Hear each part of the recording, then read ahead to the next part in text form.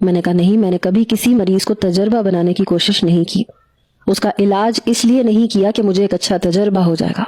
میں سچ مچ تمہارا علاج کرنا چاہتی ہوں، لیکن یہ تمہاری مدد کے بغیر ممکن نہیں ہے. اس نے مجھے کوئی جواب نہیں دیا. میں نے اس سے کئی سوال پوچھے لیکن اس نے مجھے ایک بھی جواب نہیں دیا.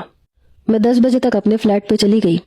اگلے روز بھی اپنے کام سے فری ہو کے میں اس کے پاس آ گئی. اس بار اس کا موڈ کافی اچھا تھا، چپس کھا رہا تھا. آج میں نے اسے دیکھا کہ وہ ایک فلم دیکھ رہا تھا، ایک انڈین لو اسٹوری. میں نے کہا تم فلم بھی دیکھتے ہو؟ کہنے لگا ہاں دیکھتا ہوں. اس سے پہلے کہ میں کچھ کہتی اس نے اپنے ہونٹوں پہ انگلی رکھ کے مجھے چپ رہنے کا اشارہ کیا. وہ فلم کا شاید کوئی آخری سین تھا. کچھ ہی دیر میں ولن نے ہیروئن پہ فائرنگ کی اور وہ ہیروئن ہیرو کی گود میں دم توڑ رہی تھی اور ہیرو رو رہا تھا. اس سین کو دیکھتے ہوئے اس کی آنکھوں سے آنسو بہنے لگے، جیسے وہ اسی سین میں کھو چکا ہے. لڑکی کے خون سے لت پت ہاتھ ہیرو کے ہاتھوں میں تھے اور وہ کہہ رہا تھا کہ میں تمہیں کچھ بھی نہیں ہونے دوں گا، لیکن وہ لڑکی آہستہ آہستہ دم توڑ رہی تھی. میری نظر اتنی سین پہ نہیں تھی جتنی حمزہ پہ تھی. اس کی آنکھوں میں وہی اذیت نظر آ رہی تھی جو اس ہیرو پہ دکھائی جا رہی تھی. وہ اپنی مٹھیاں بھینچے ہوئے تھا. چپس کا پیکٹ بری طرح سے مڑوڑ چکا تھا. اس سے پہلے کہ وہ اسی جنونی کیفیت میں آتا، میں نے جلدی سے ریموٹ پکڑا اور LED بند کر دی. وہ اپنے ٹرانس میں جانے سے پہلے ہی باہر آ چکا تھا. آنکھیں بند کر کے گہری گہری سانس لینے لگا. کہنے لگا مووی کیوں بند کی ہے؟ میں نے کہا وہ مر چکی ہے نا. میری بات سن کے ایک دم اس کی آنکھیں کھلی، میری طرف دیکھنے لگا. میں نے کہا مر چکی ہے نا وہ.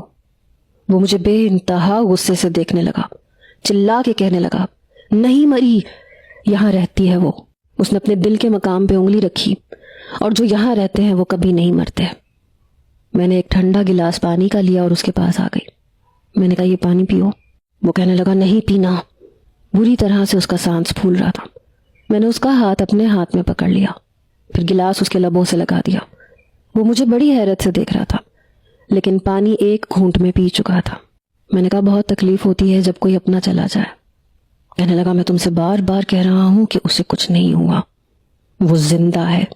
بار بار اسے مردہ مت کہو، میں تمہیں جان سے مار ڈالوں گا.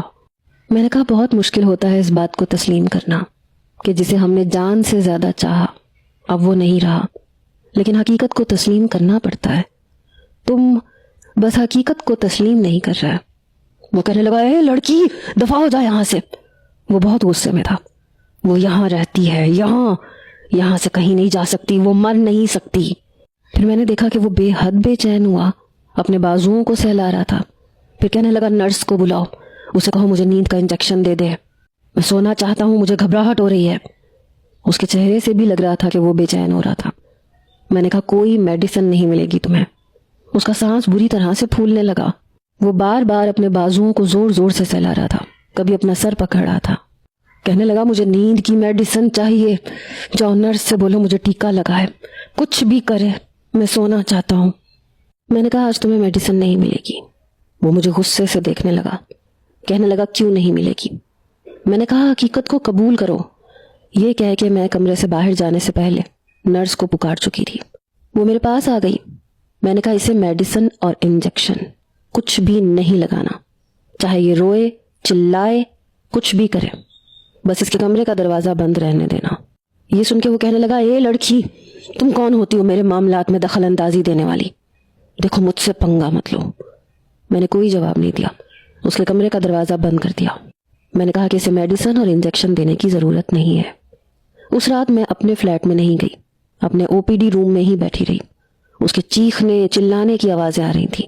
وہ دھاڑ رہا تھا کہ آکے مجھے انجیکشن لگاؤ، مجھے نیند نہیں آ رہی، میں یہ سب رسیاں توڑ دوں گا، میں سب کو جان سے مار ڈالوں گا.